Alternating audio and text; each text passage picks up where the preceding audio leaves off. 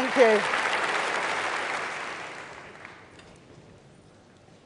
Thank you, conference, and thank you, Matt, for that incredibly kind introduction. Your enthusiasm alone could power half the country for many years to come.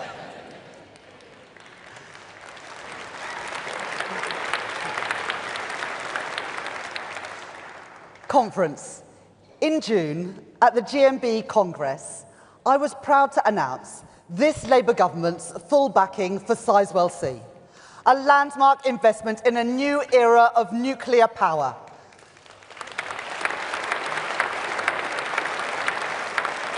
That plant will employ 10,000 people, create thousands more jobs in its supply chains, and produce the energy to power 6 million homes. We made that investment because when we came into office just over a year ago, this country was faced with a stark choice: investment or decline. To invest in Britain's renewal, or to carry on with the same Tory economics and the same results. So for jobs and for pay, for energy independence and for our national security, we chose investment. The Tories wouldn't invest when they were in power. The Tories now oppose that choice from opposition. So, conference, don't ever let anyone tell you that there's no difference between a Labour government and a Conservative government.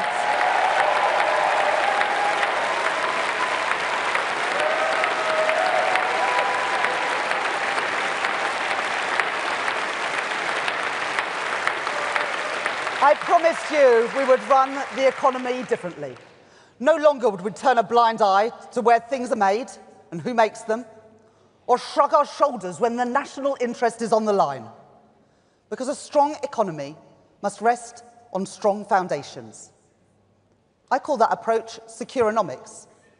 That's why, when the shipbuilder Harland and Wolff was in danger, we chose to step in, to guarantee a future for shipbuilding in Belfast, in Devon, and in Fife. And I am proud to see the British shipbuilding industry going from strength to strength. With just last month,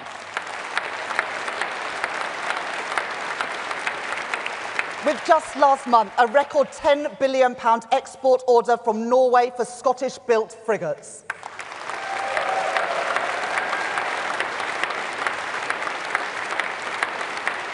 It's why we're taking action to protect the automotive industry, the jewel in the crown of British manufacturing, with a £1.5 billion loan guarantee to support Jaguar Land Rover, provide certainty and support for the jobs in its business and in its supply chain.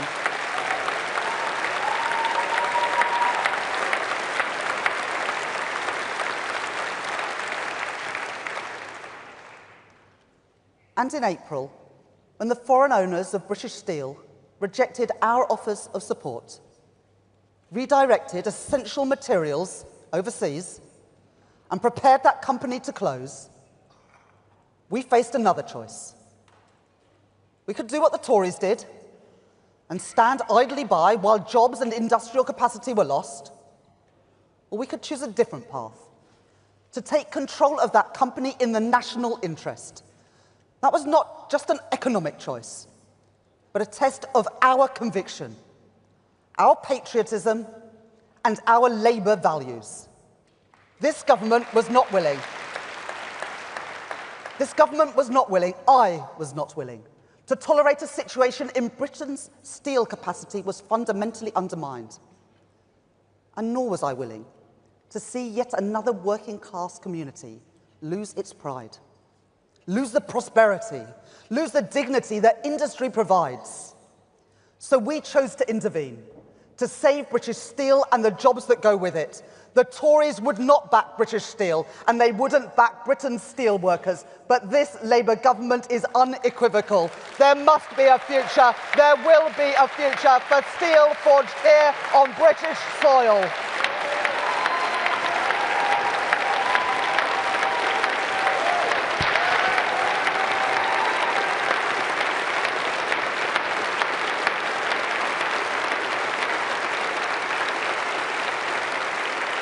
Today, I can tell you more.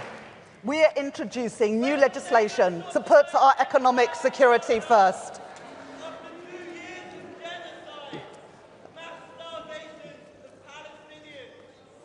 We understand your cause, and we are recognising a Palestinian state, but we are now a party in government, not a party of protest. And I'm proud to stand here as your Chancellor, the Chancellor that's increased the minimum wage, a Chancellor that is introducing free breakfast clubs and free school meals, a Chancellor that's overseen 5 cuts to interest rates. That's the difference we make, and that is the difference we make in power, not through protest. Our party has changed, and that is why I am standing here, proud to be your Chancellor of the Exchequer.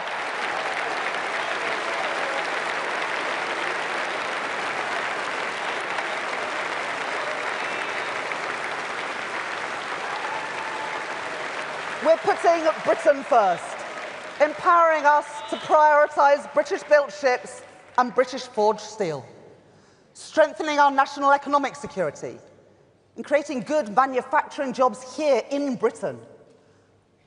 Because where things are made and who makes them does matter.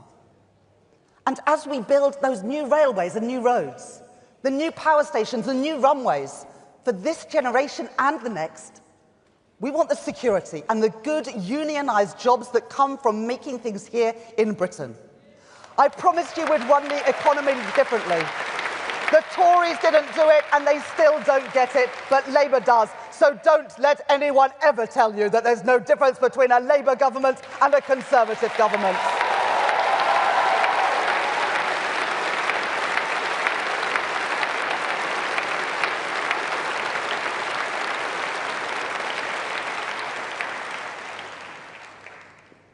There is one reason why we have the power to make these choices.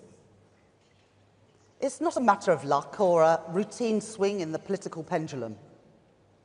It is because, thanks, Keir, to your leadership and to the efforts of countless people in this hall and beyond, that we earned the privilege to serve. Because we, every one of us, gave our all to regain the trust of the British people, to earn this precious chance to put our values into practice.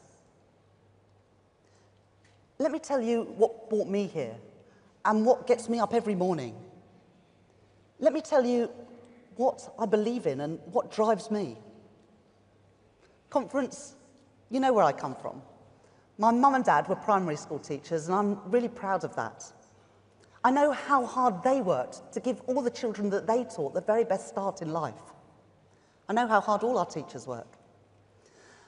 And I know parents' hopes and fears when it comes to their kids. I feel them for my own. But ordinary families find themselves fighting against a system which hoards privilege at the top and leaves too many working-class kids behind. I joined the Labour Party almost 30 years ago now, because I could see that the Conservative governments I grew up under in the 80s and 90s, they didn't care much about schools like mine. Ellie knows that too. They didn't care much about the kids we grew up with. Textbooks rationed, libraries closed, kids herded into porter cabins, their prospects written off. I joined our party because I wanted to change all that. And those same values drive me now today. Conference, I believe in a Britain founded on contribution, where we do our duty for each other and where hard work is matched by fair reward. I believe in a Britain based on opportunity, where ordinary kids can flourish, unhindered by their backgrounds. And I believe that Britain's real wealth is found not only in the success of the fortunate few, but in the talents of all our people, in every part of our great country. But Conference, we all know that our shared values can only achieve things for ordinary people if we have the power to act on them and a credible plan to put them into effect. A plan fit for an uncertain world in which we find ourselves, not for the world that we wish it might be. A plan to build a stronger, more resilient economy, able to navigate this age of insecurity. No one said it was going to be easy, but take pride in what we are achieving together. Not just the pride in winning, but pride too in the choices we are making and the lives we are changing.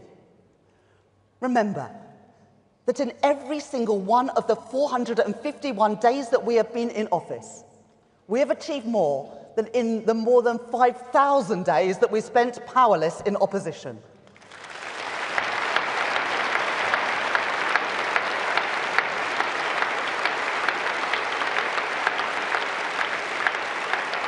Every day since the 4th of July last year has brought with it a chance to change Britain for the better. Creating Britain's first genuine living wage, getting spades in the ground on new road and rail projects, backing our communities to strengthen pride in place, including here in Merseyside with the reopening of Southport Pier, investing in homegrown British energy, freezing fuel duty, capping bus fares, recruiting new neighbourhood police, opening school breakfast clubs, expanding free school meals, lifting 100,000 children out of poverty as we do it, and delivering a pay rise, a deserved pay rise, to our nurses, our teachers, our police and our armed forces. And conference, we're making the NHS fit for the future too, with £29 billion a year towards its day-to-day funding, a record cash investment, the NHS, created by a Labour government, protected by every Labour government, and renewed by this Labour government.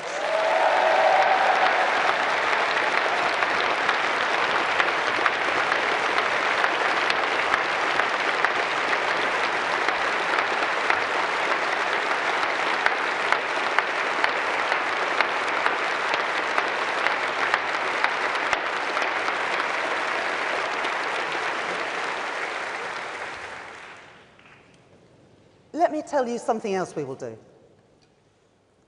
I remember as a kid that my school library was turned into a classroom because there were more students than there was space. Think about the message that that sends about a government's priorities. How little value is placed on opportunities for kids to learn and to grow, to explore their interests independently, or to find a quiet place to study that isn't always on offer at home. Under another Conservative government, a generation later, many more kids have that experience. Today in England, there are 1,700 primary schools that don't have a school library. That's not right, and I will not let it stand. So I am committing here today to providing a library in every single primary school in England by the end of this Parliament.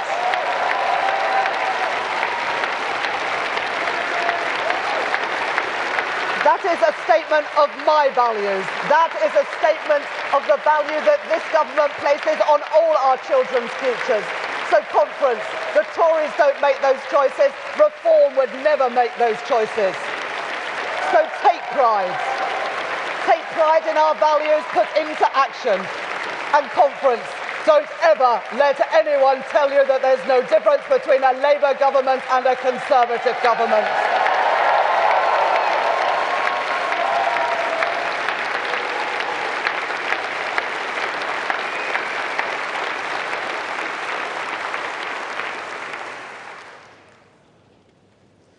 Remember how it felt to look on as the Tories took our country in the wrong direction. Austerity, the botched Brexit deal, the mini-budget, school roofs crumbling, NHS waiting lists soaring, 5 prime ministers, 7 chancellors, the worst parliament on living standards ever. Our institutions and our country's very reputation in tatters. And never forget what they did during the pandemic. While we were kept apart from our loved ones and feared for our families, the Conservatives partied in Downing Street and dished out contracts to their friends and to their donors. We are still paying the bill for their waste and their cronyism. So I'm pleased to tell you that thanks to our COVID Corruption Commissioner, almost £400 million has now been recovered for taxpayers that have been lost to COVID fraud. And we will continue that fight. And we will continue that fight to recover more from those PPE contracts that failed to deliver, But we won't stop there. In the coming months, we are bringing in additional new powers to investigate and recover more money from fraudsters who have ripped off the government and ripped off our public services. And I can tell you today too that to deploy those new powers, we are recruiting a new hit squad to investigate and recover all the money that is owed to the British people. Because, conference, we want our money back. We are getting that money back, and we are putting it where it belongs, in our communities, in our schools, and in our National Health Service.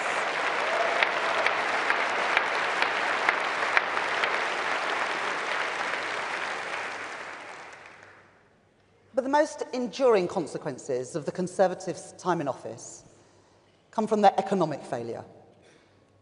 They made Britain poorer. They made working people poorer. And they left our public finances in disarray. The single biggest factor underlying Britain's challenges on the cost of living, on the public finances, and on our public services is their 14-year failure on economic growth. If the UK economy had grown at just the average of other advanced economies in those 14 years, our economy today would be £140 billion bigger. That's almost £5,000 for every family in the UK. Our economic renewal will rest on stability to keep taxes, inflation and interest rates as low as possible. Economic reform to unlock the contribution of businesses and working people, and investment in every part of Britain. Each day, I see a country primed for economic success. A skilled and committed workforce, world-class universities and innovative businesses. But the Conservatives and Reform, they want you to believe that our economy is broken, that our best days lie behind us, that decline is inevitable. I fundamentally reject that. It's not the country I see around me, not the future that I believe in. I know that things are still difficult. Bills are too high. Getting ahead can feel tough. And there are still too many obstacles in the way for businesses. And so our central economic objective is to change that. Growth to improve living standards is a challenge, and investment is a solution. By overhauling our planning system, reforming our pension system, launching Britain's very first national wealth fund and a modern industrial strategy, and signing new trade deals to back our manufacturers and our exporters, with India, with the United States, and with our closest neighbours and allies in Europe. Just this month, thanks to Keir's hard work, we secured £150 billion of overseas investment just from the United States. I have never believed the Tory mantra that the best thing that a government can do is to get out of the way. A strategic state must use its power to support jobs and growth, and that includes through public investment. Under the Tories, capital spending was always the first victim when the public finances came under strain. So in last autumn's budget, I changed those fiscal rules to support and to protect investment. And alongside that, because I know that too often our regions outside London and the South East have not had their fair share of spending decisions, I rewrote those rules to support investment in every part of Britain. In place of decline, we have chosen investment. Investment in defence and the good jobs that come with that. In Plymouth and in Barrow, in Aldermaston and Lincoln, on the Clyde and in Rosyth. Investment in energy, in nuclear power, yes, and in carbon capture and storage too. On the Humber and on Teesside, in Aberdeenshire and right here on Merseyside. Investment in transport, including the biggest ever investment in our city regions. We're investing here in Merseyside, with new links in St Helens and major investment in Merseyrail, including a new Liverpool Baltic. We're investing in Greater Manchester, with new tram stops in Bury, North Manchester, Oldham and Stockport. And we're investing in West Yorkshire, to power ahead with a mass transit system, linking Bradford and Leeds, the largest city in Western Europe without a light rail or metro system, but not for much longer.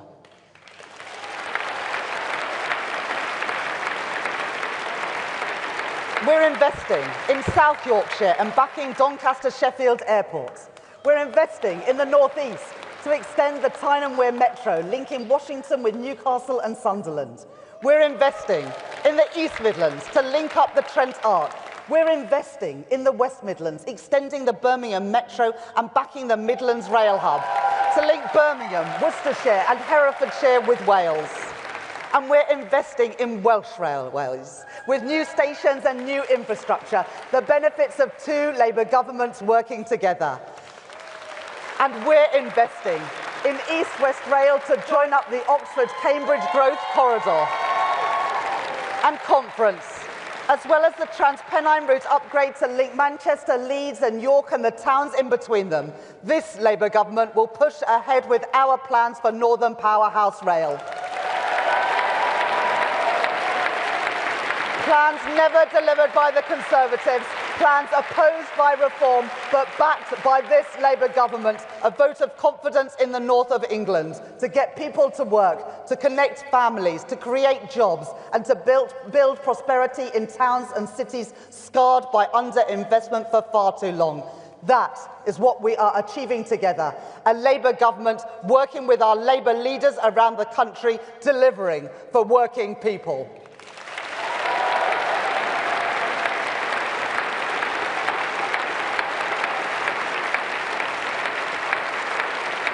And Conference, we're not just investing in defence and energy and transport.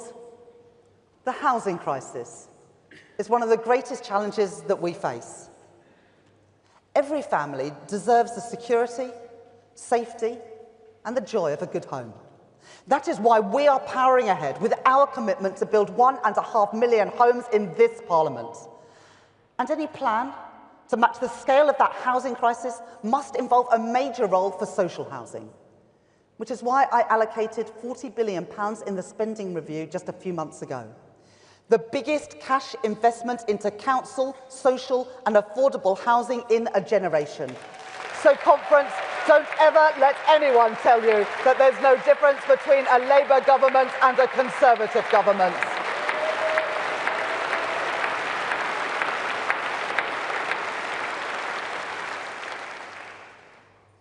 But Conference, let us be clear. All that we are doing is only possible because we, all of us, put in the hard work to show the British people that we could be trusted to manage our economy. Because we were unequivocal in our commitment to economic responsibility. And I will never, ever squander that hard-earned trust. We were able to increase investment only because we remained steadfast in that commitment to economic responsibility. That is not a trade-off with our Labour values. It is essential to our Labour values. Because our ambition for Britain, our dedication to social justice, is not measured in the size of the deficit you are willing to run, but in the choices we make to defend and advance the interests of working people. And responsible management of our public finances is an integral part to that most basic mission. It is because of the stability that we have created that we have seen 5 cuts to interest rates since the general election. Mortgage costs coming down and hundreds of pounds back in the pockets of working people. Conference, every advance we make in getting the cost of living down is a Labour achievement, and we should take pride in that.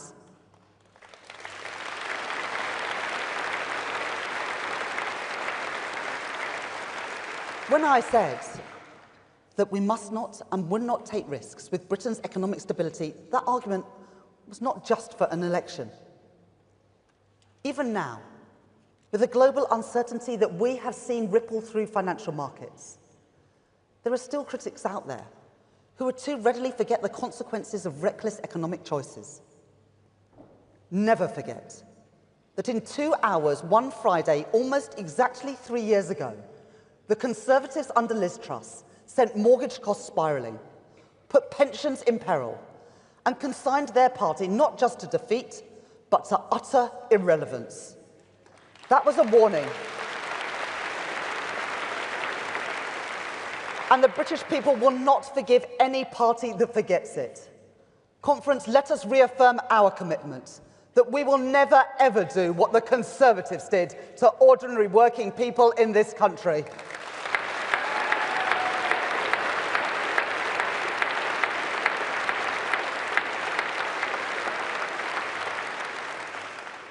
But I do know that there are still people who peddle the idea that we could just abandon economic responsibility, cast off any constraints on spending. They are wrong, dangerously so. And we need to be honest about what that choice would mean. Because when spending gets out of control, when market confidence is lost, that doesn't just show up in some OBR report and some difficult headlines a few months later. It is felt immediately in the growing cost of essentials and rising interest rates. And let me tell you, there is nothing progressive, nothing Labour, about government using 1 in every £10 of public money it spends on financing debt to interest. Billions of pounds every single year going towards repaying debt racked up by the Tories, paid to overseas hedge funds and investors. That's not how I want to spend public money. In the months ahead, we will face further tests, with the choices to come made all the harder by harsh global headwinds and the long-term damage done to our country, which is becoming ever clearer.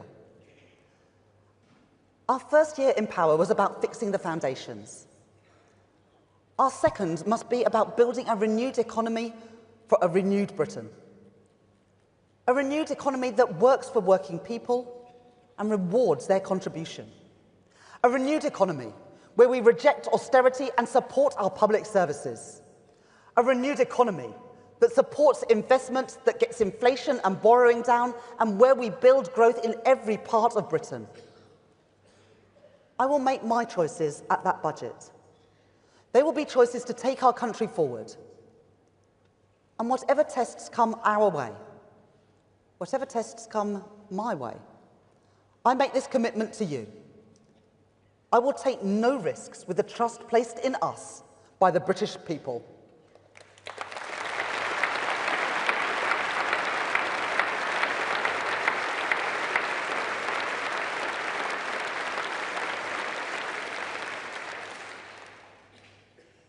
Remember everything that is at stake here. The single greatest threat to our way of life and to the living standards of working people is the agenda of Nigel Farage and the Reform Party. Whatever falsehoods they push, whatever easy answers they peddle, however willing they are to tear communities and families apart, they are not on the side of working people.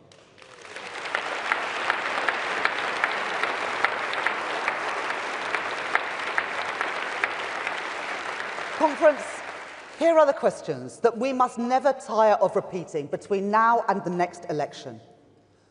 Who is standing up for Britain's working people? A Labour government introducing the biggest upgrade of workers' rights in decades? Or a Reform Party which has opposed those rights every single step of the way?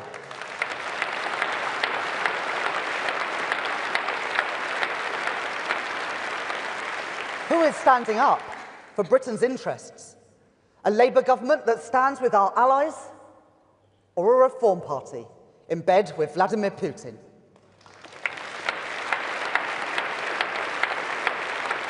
Who is standing up for Britain's economic stability? A Labour government resolute in getting prices and interest rates down, or a Reform Party that cheered on the mini-budget of Liz Truss?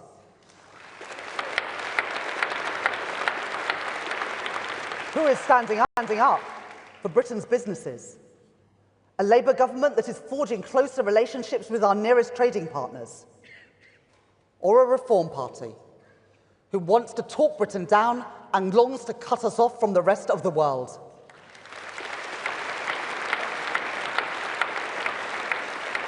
And who is standing up for Britain's National Health Service?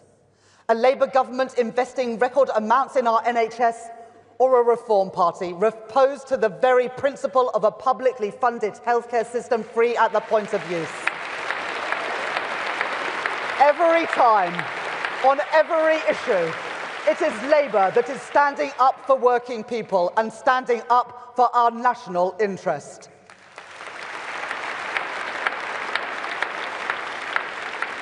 Friends, this is a fight that we must win, and it is a fight that we will win. So when you leave this hall, when you return to your communities and your workplaces, let the message ring out that there is only one party that was founded by working people, and only one party that is committed absolutely to defending their interests, on jobs and on pay, on rights at work, on health and in our schools, on the safety of our streets and the strength of our communities, on energy security and on national security. The clue is in the name, conference. That party, the party of working people, is the Labour Party.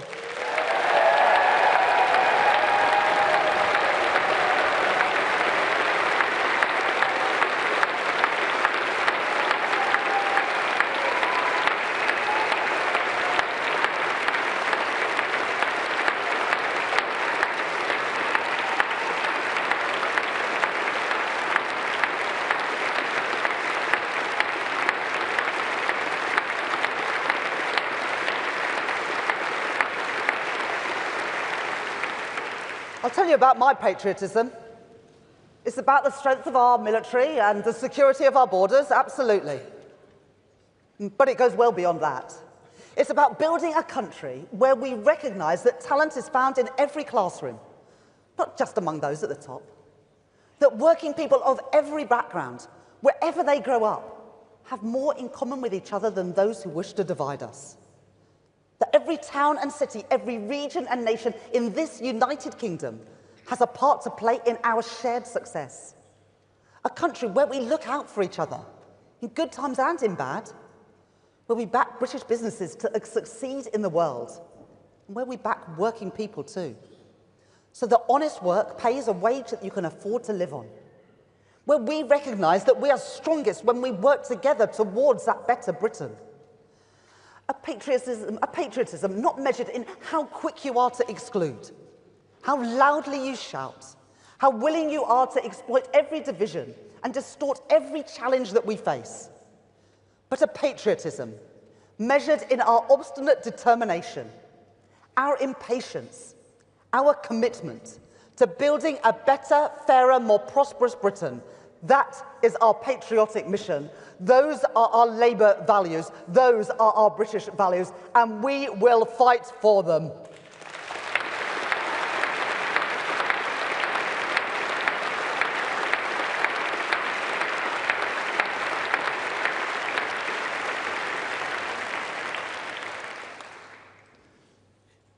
Conference, never forget who we do this for. Before the summer, I was at a breakfast club in the north of England. It was 8:30 in the morning, and there was a little boy sitting on the floor playing with his Lego. He showed me what he was building. He was really proud of his project, and he wanted to tell me all about it. I enjoyed sitting with him and listening to him talk. Afterwards, one of the teachers said something that stayed with me. She said, "You know that boy, when he started coming to breakfast here, he didn't speak at all. He was completely silent." I was shocked, but maybe I shouldn't have been. Because stories like that are too common in Britain. And I thought about the money that we're putting into breakfast clubs. What does that pay for? Some toast and cereal, maybe some juice, an extra hour of a teacher's time to keep an eye on the kids. But what does it actually buy? For that little boy sitting on the floor, absorbed in his Lego, it bought him more than food. It bought him an opportunity. The opportunity of time spent at school in a more intimate environment, where he could play and feel at ease. The opportunity to start the school day ready to learn. The opportunity of a better start in life, and with it perhaps the opportunity of a better future. Conference, that's what we all fight for. That's who I fight for. That's who this party is for. Kids like him, families like his. I know that there is much more to do, and I promise you we will do it. But we should take pride in the lives already being changed by the choices that we have made. And let me tell you, there is no greater champion for working class kids than my friend and my colleague, our Education Secretary, Bridget Phillipson.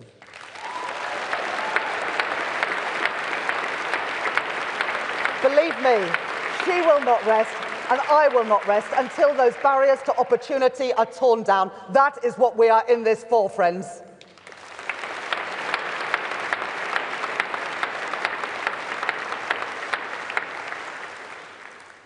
But those barriers don't just vanish the day a young person leaves school. The last Labour government supported hundreds of thousands of young people into work with its New Deal. But once again, under the Conservatives, too many young people found themselves trapped, frozen out of employment, education or training. There's no defending that. It's bad for business, bad for taxpayers, bad for our economy, and it scars people's prospects throughout the rest of their lives. At the spending review, I pledged record investment in skills to support our young people. And today I can announce that with that investment, we will fund a new youth guarantee. Every young person will be guaranteed either a place in college for those who want to continue their studies, or an apprenticeship to help them learn a trade vital to our plans to rebuild our country, or some one-to-one support to help them find a job. But more than that, our guarantee means that any young person out of work, education or training for more than 18 months will be given a paid work placement. Real work, practical experience, new skills. Conference, we won't leave a generation of young people to languish without prospects, denied the dignity, denied the security and the ladders of opportunity that good work provides. Just as the last Labour government achieved that with the New Deal, I commit this Labour government to nothing less than the abolition of long-term youth unemployment.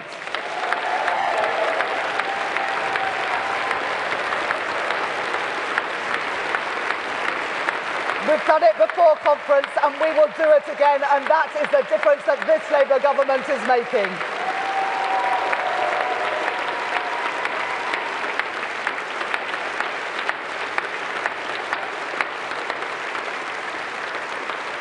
And that's not all. We should not cut young people off from opportunities that my generation took for granted.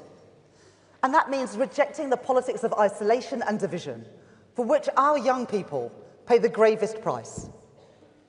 It means defying those voices which claim to speak in the national interest, but which demand that our people, our communities, and our businesses suffer the consequences for a Britain cut off from the rest of Europe.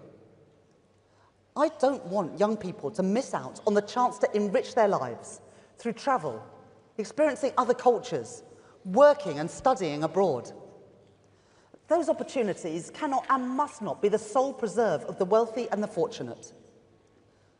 So, as well as making it easier to trade with Europe, as well as making it easier to travel in Europe, I can tell you today that we are working with the European Union to secure for young people in Britain the maximum economic and cultural opportunities available through an ambitious agreement on youth mobility. So, Conference, don't ever let anyone tell you that there's no difference between a Labour government and a Conservative government.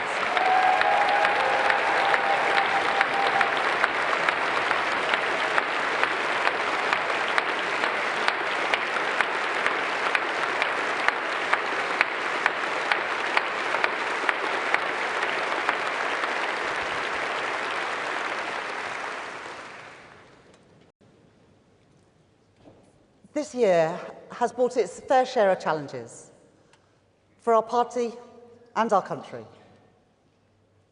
They won't be the last. We've turned our backs on the path of decline, and we've chosen investment. But there is further to go. So yes, I'm proud that under our watch, Britain has been the fastest growing economy in the G7. But is there more to do if we want prosperity in every part of Britain? Absolutely. I'm proud to have overseen wages rising by more in the first 10 months of this Labour government than in the first 10 years of the previous Conservative government. But is there more to do if we want to make working people better off? Absolutely. And I'm proud that we've recruited 2,000 new GPs, delivered 5,000 extra appointments, and cut NHS waiting lists by more than 200,000. But is there more to do if we want an NHS truly fit for the future? Absolutely. And conference, we are just getting started.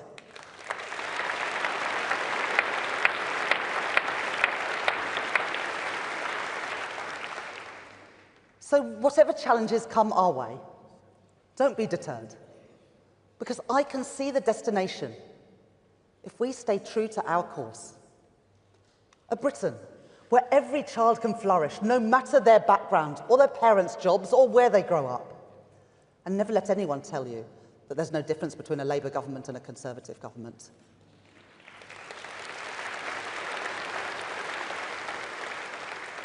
When people ask you, who is this government for? When they ask you, whose side are you on? Then you can tell them. Go and ask the steel worker in Scunthorpe, the engineer in Barrow, the shipbuilder on the Clyde. Ask the mum on the living wage, going to work secure in their knowledge that her children will get a good start to the day. Ask the nurse who has had back-to-back pay rises due to this Labour government. Ask the business facing lower barriers to trade. And ask the patient finally off a waiting list because of this Labour government.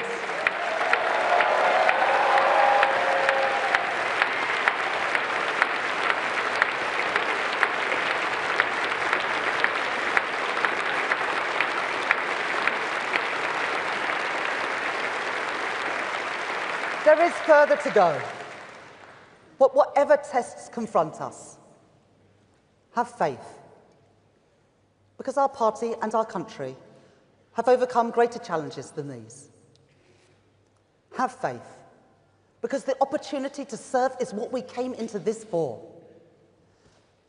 Have faith, knowing that this Labour government will not rest. I will not rest until our patriotic cause is realised. In a Britain that prizes contribution, that unlocks opportunity, that silences the nagging voices of decline. And never let anyone tell you that there's no difference between a Labour government and a Conservative government.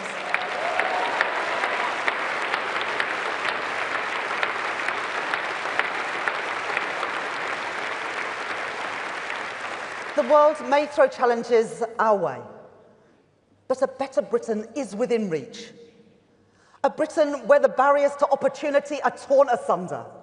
A Britain able to look outwards with confidence, defiant in an uncertain world, powered by the contribution of its people, hopeful for our shared future. A proud Britain, a prosperous Britain, a Labour Britain. Thank you.